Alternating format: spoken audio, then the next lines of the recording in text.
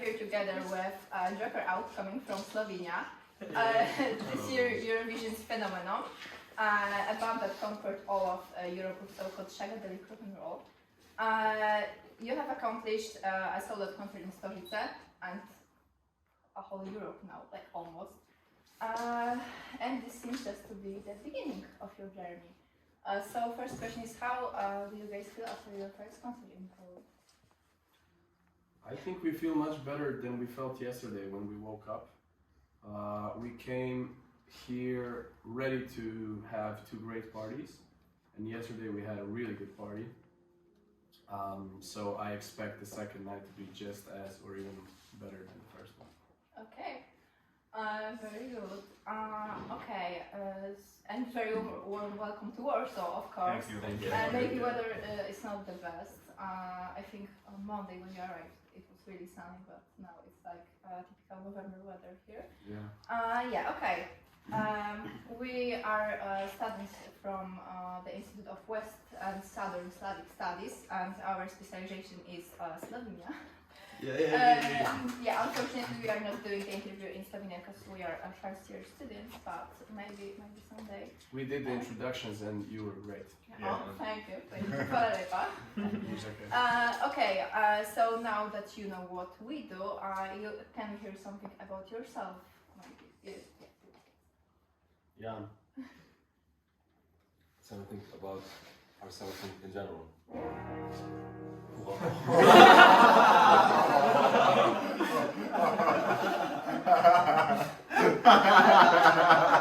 Eureka! Was that intentional? Well, so what? Something about my history or something like that? You can tell us something maybe about, we have this idea that you can tell us more about maybe your background, where you come from Slovenia when it comes to, I don't know, regions and stuff like that. Like Tell us where you live. Quick high. Tell us, where do you live? I am from Vrhnika, which is the city most known for being the birthplace of Slovenian, the biggest Slovenian writer, Ivan Cankar, if you've heard of him. And it's also izvor. Origin. No, izvor reke. Springs. It's also it also has two springs of kind of important Slovenian river, Ljubljanica. So yeah, that's where I've spent all my childhood. I have also a brother who's a musician and inspired me most to start making music and playing guitar. And then I met these four lovely boys. What did you study? What did I study? Still study? What are you studying? I'm not studying anymore. I'm just finishing my diploma in mathematics. So you can always count on him. but I'm terrible at calculating. Yeah, okay. Sometimes. It's, yeah. Not good at this. But Bojan, tell us something about yourself. Thank you, Jan. I'm Bojan. I'm from the capital of Slovenia, Ljubljana. I am 24 years old at the moment, and when I was younger, I had no idea I was going to be doing anything in correlation to music. I was mostly involved with sports, so the music thing came more from just the fact that I enjoyed singing in the car and in the bathroom under the shower. And I had a neighbor who played guitar, and in his basement he and his friend started a little group, and because I couldn't play any instrument, we decided I'm going to be the singer, and it stuck. And from that original trio we developed later on into Apocalypsa band, and then formed Joker Out. I finished my studies in sociology, and that is a approximately it. Thank you. Hi, I'm Jure. I'm from Gatec. It's northern region, if you maybe heard before. Yeah. It's inside region. Well, I'm playing drums from my childhood, 5-6 years old I know. I was studying film production, and 3 years ago I met those guys, and my life changed a bit. Now it's already 3 years. So yeah, basically this is it about me. Hi, I'm Chris. I'm 23 years old. I also live in the capital of Slovenia, Ljubljana, where the Ljubljanica river, which Jan talked about previously, runs through and gets its name from. More specifically, I come from the part of Ljubljana called Bežigrad, as well as Bojan. I'm originally from Fujina. Okay, it's another part, but still, I consider me and Bojan to be Neighbors. kind of. Well, it was important in the It was. formation of this band, let's say. I come from a musical family. My father is a musician. He played in one of the most famous Slovenian bands in the 2000s and the 90s called Bigfoot Mama. My mother, on the other hand, is from the Netherlands, and she also worked at loads of labels and like musical schools in Slovenia, and so I got a really good musical background, which I sadly didn't use until I was like 15, because up to that I was not really much interested in that, mainly in video games and sports. But I sucked at sports and video games, so then I picked up the guitar and I sucked at that for a little while, but then I became better. In the meanwhile, I finished my studies from chemical engineering, and I even started to study international relations for half a year, but that was just when Eurovision happened, which led me to drop school, so to speak, and now I'm holding this microphone. No, now you're practicing it. Yeah, now I'm practicing it. I'm putting the money where my mouth is. Yeah. And hi, my name is Nace. I'm 29 years old. I come from Kran, which is like northern capital of Gorenska. Yeah. And it is mostly known for the death case of Slovenian poet called France Prešeren, who wrote the Slovenian national anthem. If I wouldn't be a musician, I would probably be a veterinarian. Oh, nice. A bit different, but. It is. Yeah, okay, so you tell us something about yourself, and now maybe we'll start from music. We were wondering how does it look when you guys write your songs, because in one interview you said that when you were writing Demoni, first you wrote the lyrics in English, like some kind of gibberish, am I correct? And then you just put the melody in, and then you just thought about the lyrics in Slovenian. And we are really curious about how does this process works, because they are two very different languages. Slovenian is a Slavic language, and we were translating some of your lyrics, and translating from Slovenian Slavic language to Slavic language is hard. So how does translating from English to Slovenian work?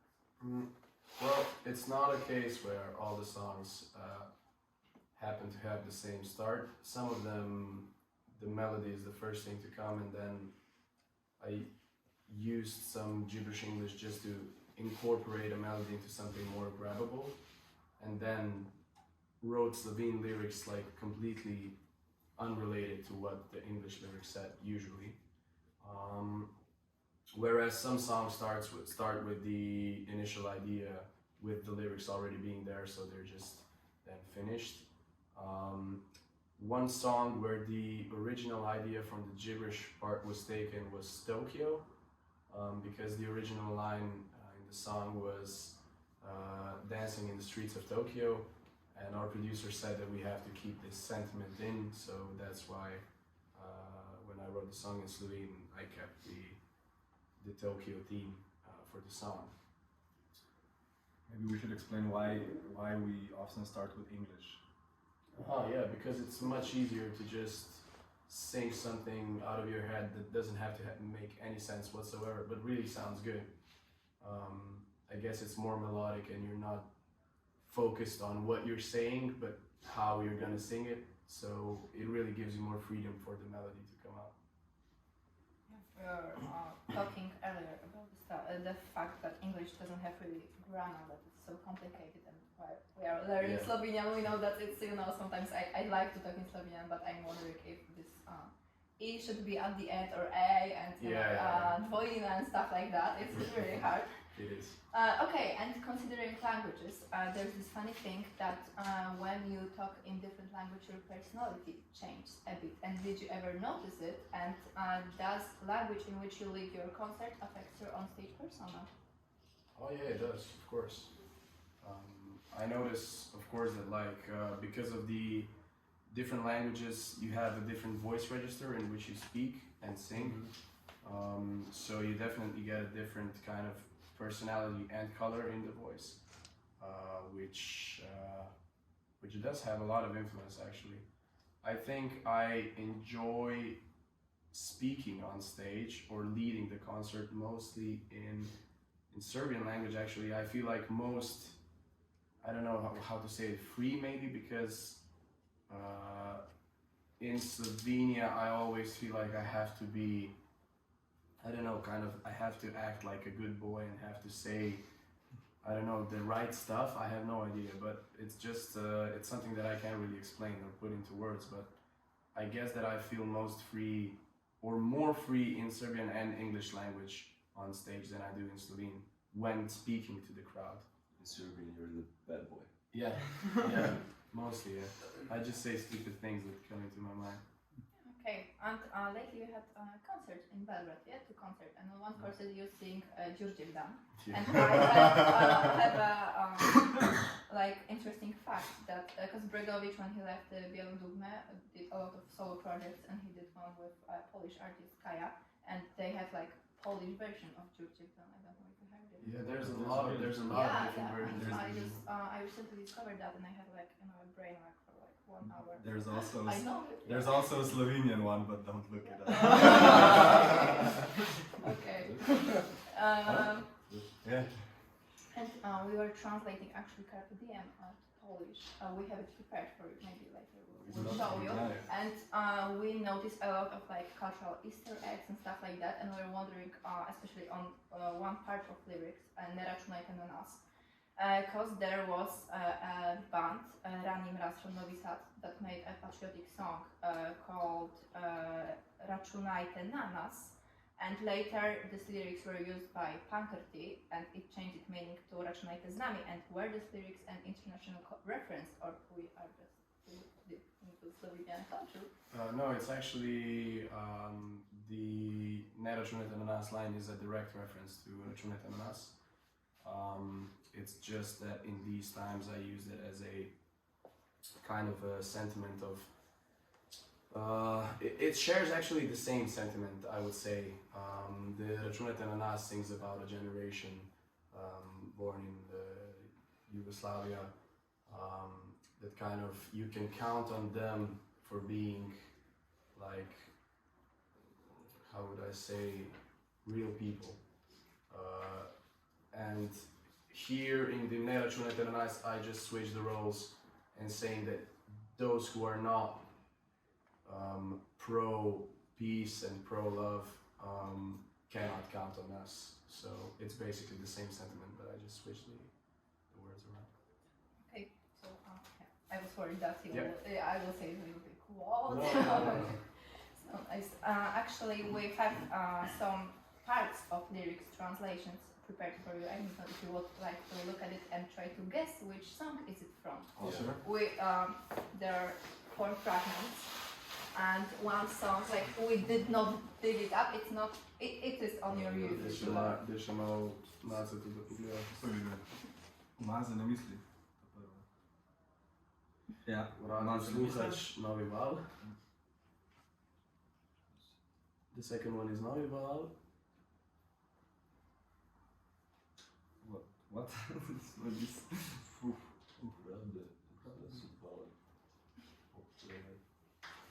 Can you read that? Can you read it? Because we're not sure which Which letters. part? The third one. Just the whole thing.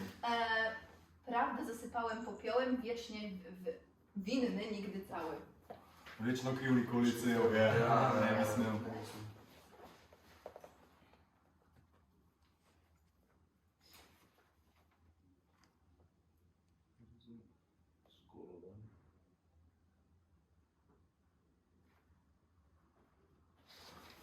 Oh no. So, I'm just guessing. It's all from Slovenian. Oh, it's all from Yeah, Slovenian. yeah. Okay, so it's not Serbian. No, no. Kot srce, ki kri poganja. Yeah. Sneaky. It was from the music. Thanks, really good. So did we get the first two right? First, you said Tomaso Namisa, Yeah, right? yeah. Second, No, yeah. Third, Ne bi Ne smel. smel. yes. Kot srce, ki kri Yeah. poganja. Okay, we thought that it's, Slavic languages, and we were curious how would you guys feel. Okay, and about Novi Val, there is a lyric that said Wabieni si na carnival, and it's an invitation to a carnival, and is it because of the popularity that Kurentowania has in your country? Actually, no. No, it doesn't have any connection to Kurentowania, but I remember that we were in the studio when I got the idea for Novi Val, and it was the last song. We had one song that wasn't a song, it was like a demo idea that we changed, I guess, like at least 10 times, and it never worked, and it never had any sense, And this was like 10 days before we had to deliver everything.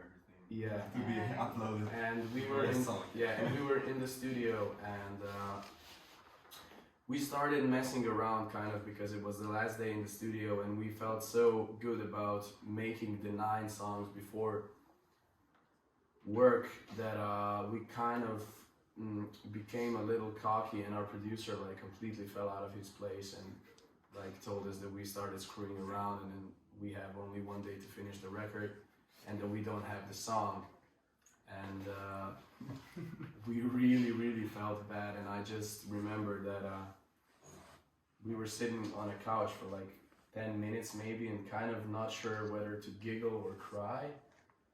But then I just went into the recording room with the acoustic guitar, and there were huge fires in Slovenia at that time, in the Karst region, and that's when the first line came, Kamo tu naprej, če že zdaj zažigamo obzorje, which means where do we go from here if we're already setting our horizon on fire.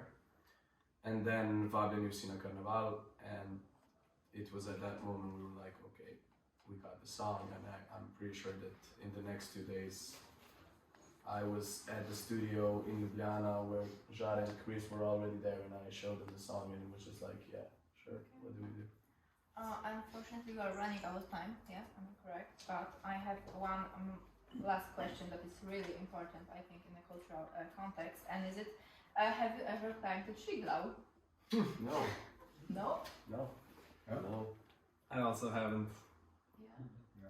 We were at our Sorry. lecture at, so we were told that, it's really important part of being Slovenian to climb the Triglav. Yeah. It is. It is. Yeah, so we have to do it. We're not big on going. Yeah, we're not big climbers. Mountain.